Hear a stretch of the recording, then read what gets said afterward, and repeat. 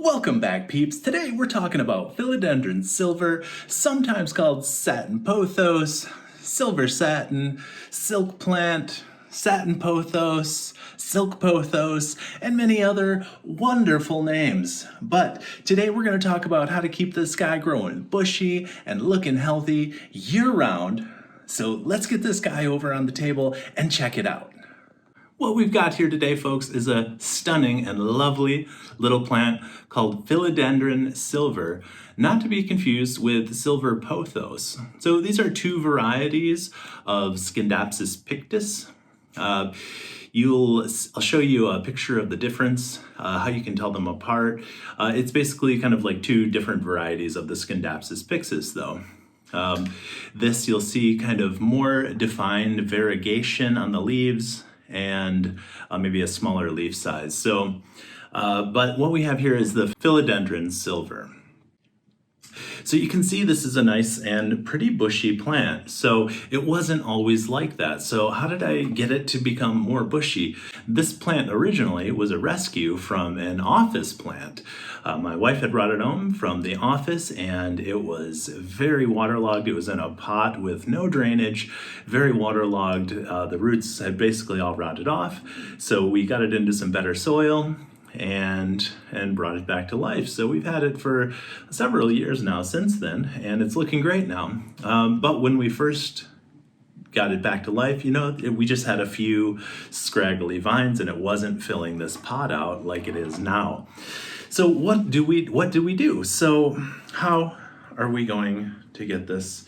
You can see now here, I've got a couple of the vines. It's got a couple of long vines here.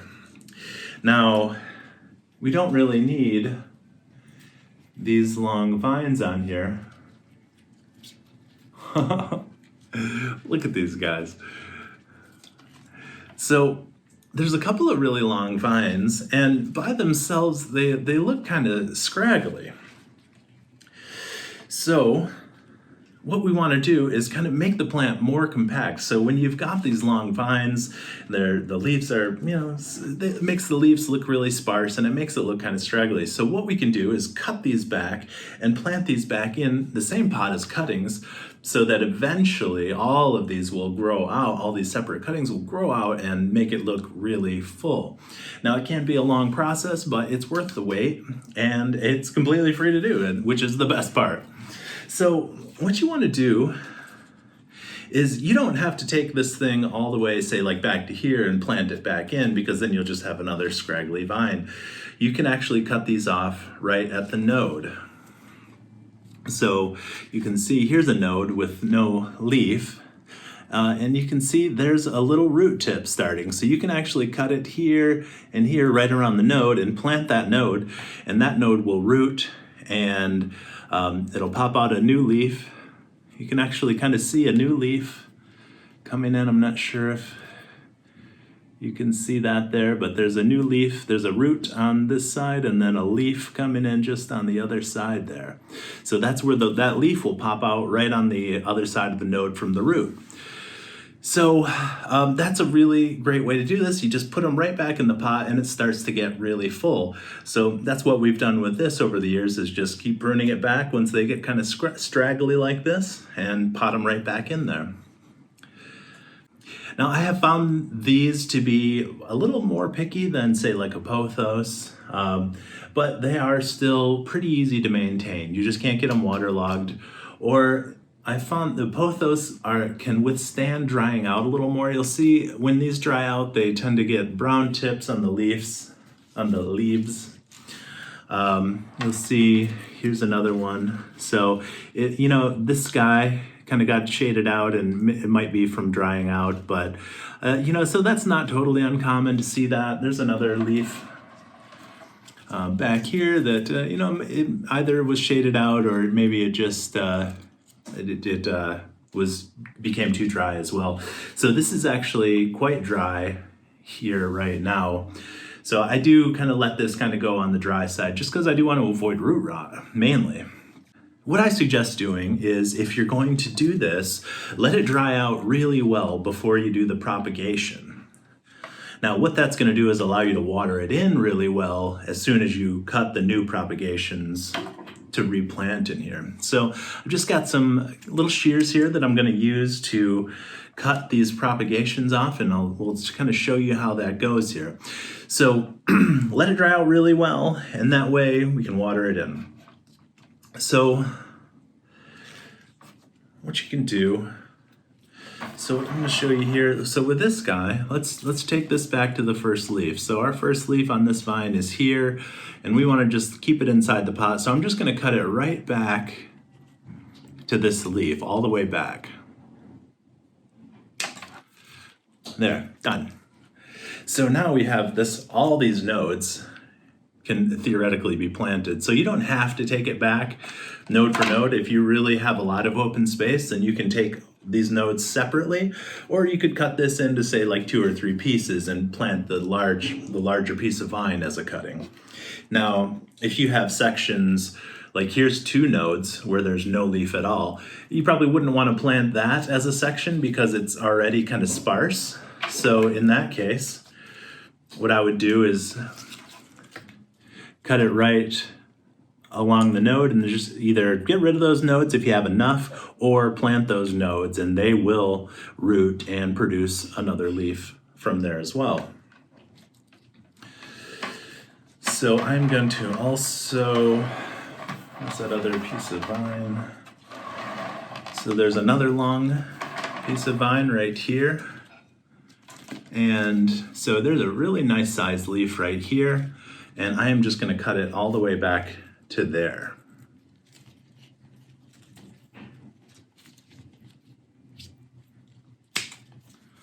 There. So now that's gotten rid of the scraggly vines. So let's also, so here I have a leaf that died off and a bare node with no leaf. So I'm going to cut it back to the first leaf. So I would say always cut it back to the first leaf. There is a chance that you could get some back budding there. Actually, you can see there's already a leaf coming out. So you see the root there on your right, and then the leaf is popping out on your left side of this node. So the leaf is right here and the root is right here. So you could definitely just kind of come in and cut this here and plant that node in here, and it'll pop up as a new piece of vine. So here I'm going to take out, here I've got another leaf that's yellowed. I'm just going to take that out. We're just trying to clean this up and make it look a little nicer. I'm going to take off anything that's got a brown tip. It's still a good leaf, but you know, I want some nice, healthier looking leaves in here. I don't want to see any brown when I take it, just because it's full enough where we don't need to see that. So let's just take it out while we're here.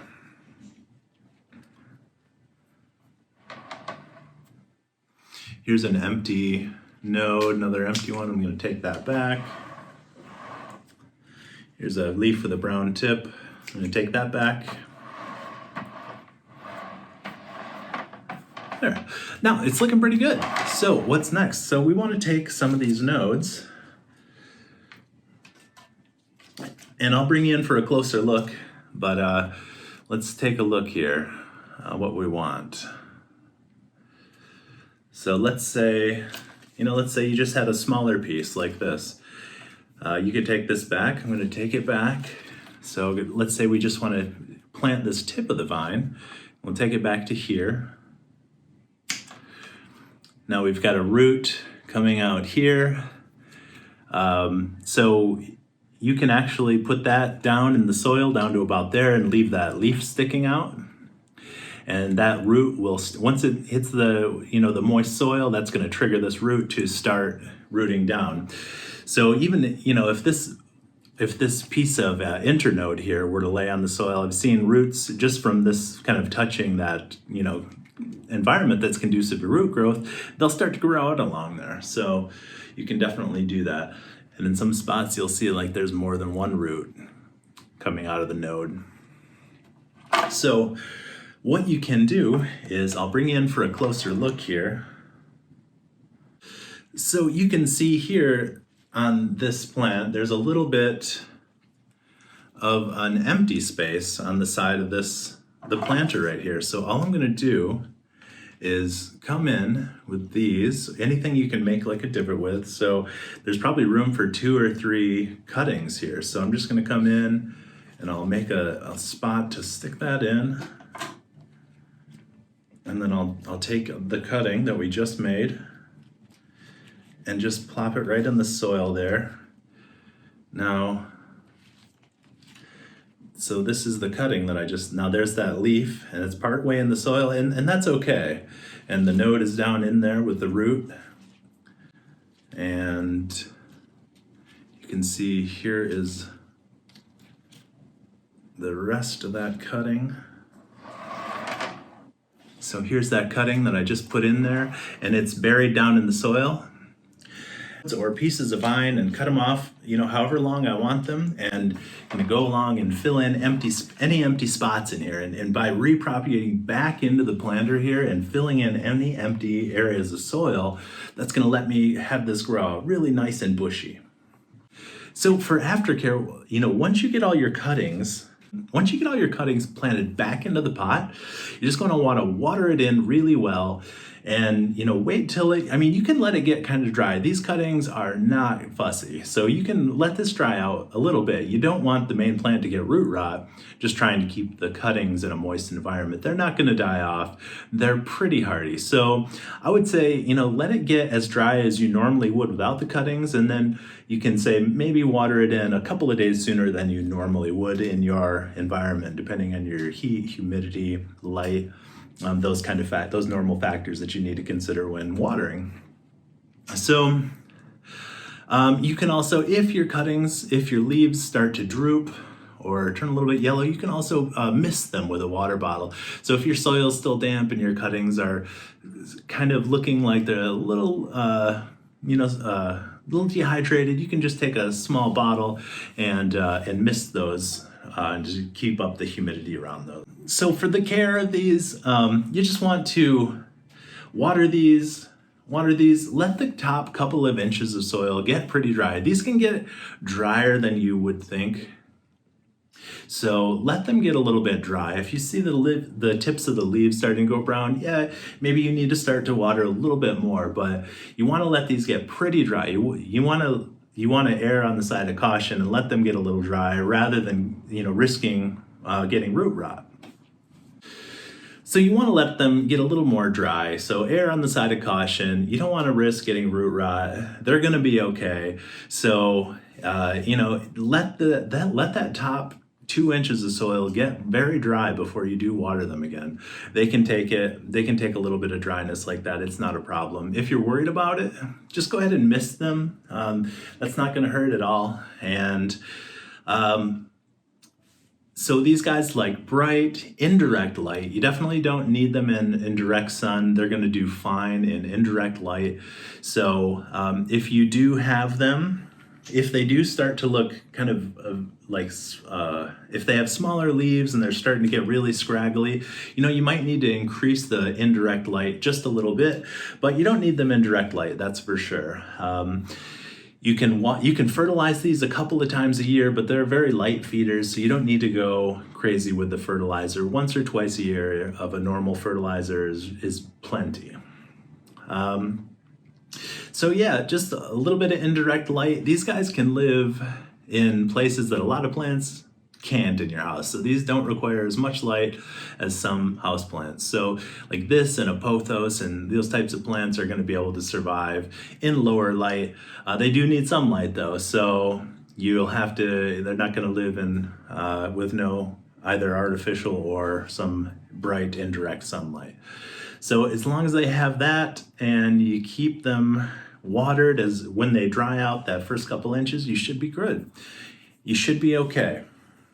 So that's about it. I'm gonna put this guy back on the shelf and another fun way to propagate these is to just, you can cut these off. You cut it off anywhere you want. You need at least one node. You can do as many as you want. But the more the more pieces that you make, the more pieces that you'll have to plant. So if you were to cut this node for node, then you could be able to fill up a new pot with philodendron, and then in a few months, you'd have the start of a nice looking new pot of philodendron silver. So a great way, a fun way to do this is in water. Just, you can cut this in, a couple nodes, few nodes, one node, it doesn't matter. Put them in a glass of water, and that way you can watch these roots expand. And it's a lot of fun being able to see that process. And, once you get a pretty good sized root, once you get a 1/2 inch of root, I would go ahead and plant them at that point. You don't want to let the roots get too long when they're in water propagation, because then you risk breaking them off when you try planting them in soil. So as soon as they get like 1/2 inch or less than 1 inch, I would plant them at that point.